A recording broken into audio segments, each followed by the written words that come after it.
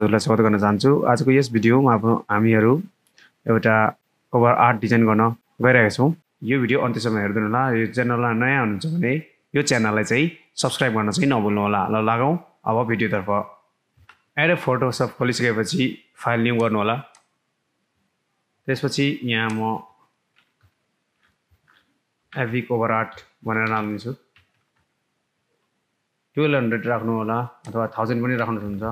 1000 अहिले म 1200 नै राख्छु र यहाँ म 370 राख्छु। यहाँ 300 रिजोल्युसन राख्छु। कलर मोड RGB राख्नु होला र यो ब्याकग्राउन्ड कन्टेन्ट व्हाइटै छोडिदिनु होला र क्रिएटमा क्लिक गरिदिनु होला। यो हाम्रो आइसकेको छ। यो आइसकेपछि अब हामी एउटा रेक्टेंगल शेप दिन्छौँ। यहाँबाट यसरी सिलेक्ट गर्छौँ। यो 2020 भर्सन हो। तपाईले यहाँबाट विभिन्न अप्सनहरु देखा पर्छ। यहाँबाट तपाईहरु कुनै एउटा सिलेक्ट गर्न सक्नुहुन्छ। यहाँ धेरै खालको तपाईहरुलाई अप्सनहरु, कलर अप्सनहरु यहाँ उपलब्ध छ। यहाँबाट तपाई सिलेक्ट गर्नु होला। मैले अहिले यो ग्रे स्केलमा गएर यो कलर चाहिँ सिलेक्ट गरेको छु। त्यसपछि म फेरि यसमा आउँछु र राउन्ड रेक्टेंगल शेपको राउन्ड रेक्टेंगल शेप सिलेक्ट गर्छु यसरी। र यहाँ सिम्पली म यसमा व्हाइट कलर एप्लाई गरिदिन्छु हल्का देखियोस् भनेर। त्यसपछि हल्का यसलाई टर्न गरिदिन्छु।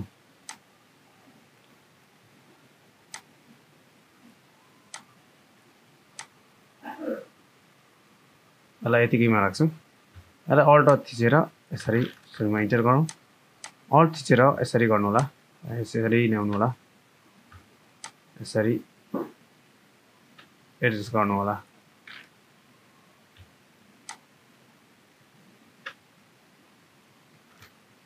म एडजस्ट गर्छु यसरी। जुम इन गर्नु।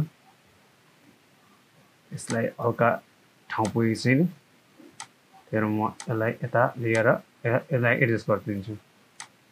यहाँ पनि क्लिक गर्नु होला र यसलाई पनि एडजस्ट गर्नु होला। Same distancing. मलाई धेरै ग्याप नहोस् भनेर यसरी म तर शेपहरु चाहिँ छुट्टै होस् भनेर यसरी गरेको। यहाँ क्लिक गर्नु होला र यहाँ लेयर्स प्यानलमा गएर F7 लेयर यो कन्ट्रोल थिचेर तीनटैलाई सिलेक्ट गर्छु र अल्ट थिचेर यसरी यहाँ ल्याउँछु। यसले अरु शेपहरु पनि बनाउन मद्दत गर्छ।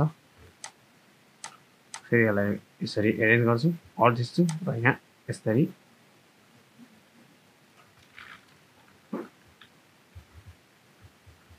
एरेन्ज गरिदिन्छु।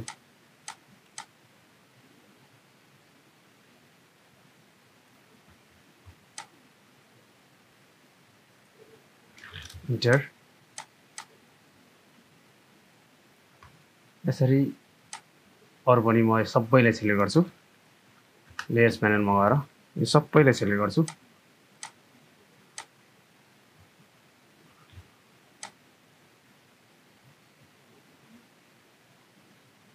यसरी अरु पनि बनाउँछु र यहीबाट यहाँनिरलाई यहाँबाट एरेन्ज गर्छु। अल्ट अप्सन दिन्छु। यहाँबाट यसरी ल्याउँछु।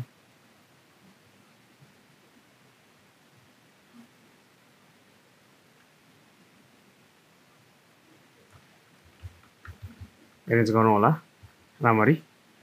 अब यहाँ चाहिँ ग्याप फिल भइसकेपछि हामीले यति नै। अब यहाँ हामीले एउटा इमेज ल्याउँदैछौँ। यहाँ पनि राख्दिउँ अल्ट थिचेर।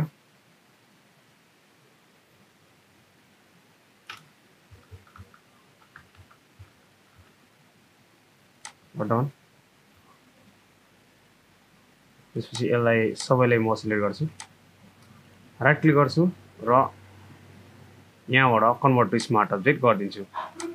यसको फाइदा के हुन्छ हामीलाई यो एडिटेबल मोडमा अब यो एकै ठाउँमा पनि हुन्छ र एडिटेबल मोडमा पनि आउँछ। त्यही भएर हामी यस्तो गरेको हामीले। अब यता पनि अब हल्का अल्ट थिचेर यहाँ पनि एडजस्ट गरौँ। यहाँ पनि गरौँ। यसको कन्ट्रोल एस गर्नु भने यो यतापट्टि हाम्रो आइदिन्छ यसरी। ल हामी इमेज ल्याउँ। मैले यो इमेज राखेको छु फोटोसपमा डाइरेक्ट यहाँ ड्र्याग एन्ड ड्रप गरेँ प्रोसेसिङ हुँदैछ अनि यसलाई हल्का बढाएँ र यति राखेँ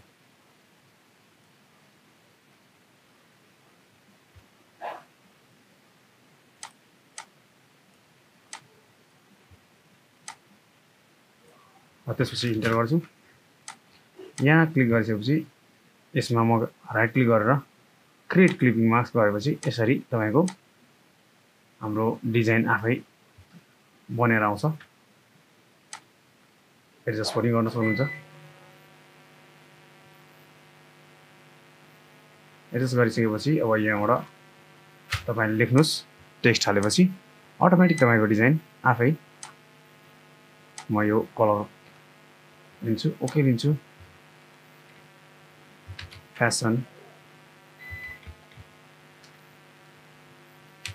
एन्ड आर्ट भनेर कन्ट्रोल ए यहाँबाट हल्का बोल्ड खालको लिन्छु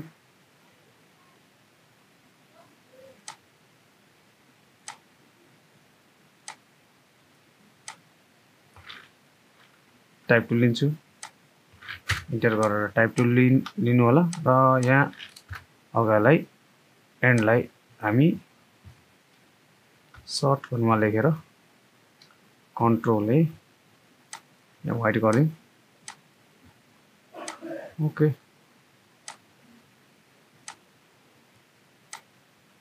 फ्यासन एन्ड आर्ट इन्टर अनि यहाँ हामी टेक्स्ट टुल लियौँ यहाँ चाहिँ नर्मल खालको लिउँ फन्ट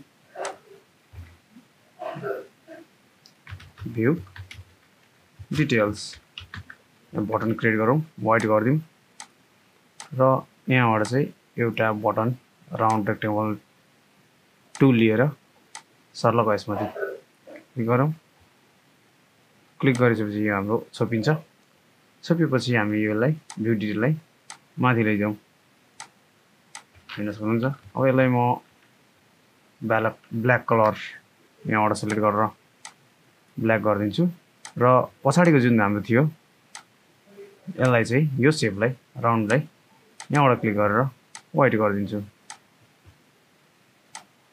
हेर्न सक्नुहुन्छ यसरी हामी एउटा सजिलो तरिकाले फेसबुक कभर आर्ट डिजाइन गर्न सक्छौँ एडोब फोटोसपबाट यो भिडियो तपाईलाई कस्तो लाग्यो कृपया आफ्नो प्रतिक्रिया जनाउनुहोला र यो च्यानललाई सब्स्क्राइब गर्नुभएको छैन भने यो च्यानललाई सब्स्क्राइब गर्न चाहिँ नभुल्नुहोला धन्यवाद